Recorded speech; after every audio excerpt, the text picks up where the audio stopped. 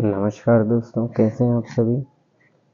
दोस्तों, आज की इस वीडियो में हम बात करने वाले हैं एक बहुत ही महत्वपूर्ण योजना के बारे में दोस्तों, जिस योजना का नाम है मुख्यमंत्री जन कल्याण संबल योजना। आज दोस्तों हम इस योजना से जुड़े लाभ और उसमें जो लाभ के अंतर्गत मिलने वाली राशि होती है उसके विषय में हम आज बात करेंगे। तो दोस्तों, संबल योजना से जुड़ने के लिए जो सबसे मेन काम आपको करना है वो ये करना है कि आपको अपना संबल कार्ड बनवाना बहुत ज़रूरी है। पहले थोड़ा सा अपन ये जान लेते हैं कि ये संबल योजना होती क्या है। तो दोस्तों, संबल योजना जो है मध्य प्रदेश सरकार द्वारा राज्य के करोड़ों असंगठित श्रमिकों को सामाजिक सुरक्षा प्रदान करने के लिए वर्ष 2018 में प्रारंभ की गई थी। इस योजना में जो राज्य के असंगठित मजदूर होते हैं, श्रमिक होते हैं, उनको राज्य सरकार से कुछ धनराशि के रूप में सहायता प्रदान की जाती है। अब दोस्तों, सवाल ये उठता है कि संबल योजना के अंतर्गत जो काम आते हैं वो कौन कौन से ऐसे काम हैं जो संबल योजना के अंतर्गत आते हैं। तो देखो दोस्तों, आपको स्क्रीन पे दिख रहा होगा, इसमें जैसे सिलाई में अगर आप काम करते हैं, सिलाई का काम करते हैं, वो भी संबल योजना के अंतर्गत आएगा।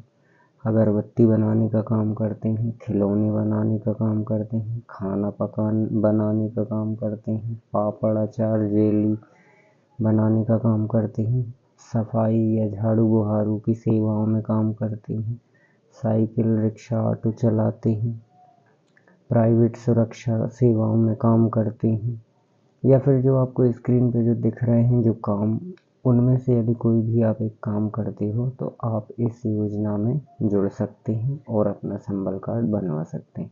दोस्तों, अगर मान लीजिए कि ये जो स्क्रीन पर लिखे हुए काम दिख रहे हैं, अगर उनमें आपका काम नहीं आता है तो आपको चिंता करने की ज़रूरत नहीं है।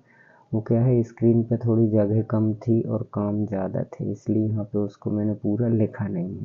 तो आपको कुछ नहीं करना है, आपका जो नज़दीकी ऑनलाइन सेंटर होगा आपको वहाँ पे जाना है, संबल कार्ड के लिए आवेदन करना है।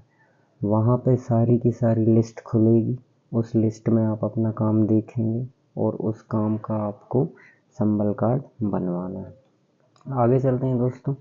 अब मैं आपको बताने वाला हूँ कि इस कार्ड को बनवाने के लिए हमारे पास पात्रता क्या होनी चाहिए। अब पात्रता मतलब हमारे पास क्या क्या चीज़ें होनी चाहिए जिससे हम इस कार्ड को बनवा सकते हैं। तो इस कार्ड को बनाने के लिए सबसे पहले तो दोस्तों क्या है कि आवेदक जो है मध्य प्रदेश का मूल निवासी होना चाहिए। दूसरा, आवेदक असंगठित मजदूर होना चाहिए। जो ऊपर स्क्रीन पे मैंने वो जो आपको काम बताए हैं उन कामों में से एक काम कोई ना कोई आपको आप कर रहे हो कोई भी एक काम। इसके बाद आवेदक जो है गरीबी रेखा से नीचे होना चाहिए और उसकी जो आयु है वो 18 से 60 वर्ष की होनी चाहिए। ठीक है दोस्तों, अब आगे चलते हैं दोस्तों। इसमें डॉक्यूमेंट्स क्या क्या लगते हैं तो आप देख रहे होंगे इसमें ज़्यादा डॉक्यूमेंट्स की रिक्वायरमेंट नहीं है। आपके पास आधार कार्ड होना चाहिए, समग्र आईडी होना चाहिए और मोबाइल नंबर होना चाहिए। इन सब से आप अपना संबल कार्ड बनवा सकते हैं। अब दोस्तों चलते हैं, बताते हैं कि इस संबल कार्ड से जो होने वाले लाभ हैं और उसमें जो मिलने वाली राशि है वो कितनी राशि आपको मिलेगी। तो इसमें दोस्तों सबसे पहले देखिए, अंत्येष्टि सहायता 5,000 रुपये की है। अब अंत्येष्टि सहायता क्या होती है। अंत्येष्टि सहायता मतलब दोस्तों, जैसे अगर किसी की मृत्यु हो जाती है तो उसके जो अंतिम का क्रियाकलाप में, अंतिम कार्यक्रम में जो पैसे मिलेंगे आपको करने के लिए वो 5,000 रुपये मिलेंगे। इसके बाद दोस्तों, सामान्य मृत्यु होने पर सहायता कितनी है, 2 लाख रुपये। अगर आवेदक की सामान्य मृत्यु हो जाती है तो उसके परिवार को 2 लाख की सहायता सरकार की तरफ से दी जाएगी। इसके बाद दोस्तों, दुर्घटना में मृत्यु होने पर सहायता 4 लाख रुपये। यदि आवेदक की मृत्यु दुर्घटना में हो जाती है तो उसको सरकार से 4 लाख रुपए की सहायता मिलेगी। इसके बाद है दोस्तों, आंशिक दिव्यांगता। आंशिक दिव्यांगता में जैसे दोस्तों, अगर कोई टेम्परेरी बेसिस पे दिव्यांग हो जाता है, उसके शरीर का कोई अंग काम करना बंद कर देता है या फिर किसी भी प्रकार से वो विकलांग हो जाता है तो उसको सरकार की तरफ से 1 लाख की राशि सहायता के रूप में मिलेगी।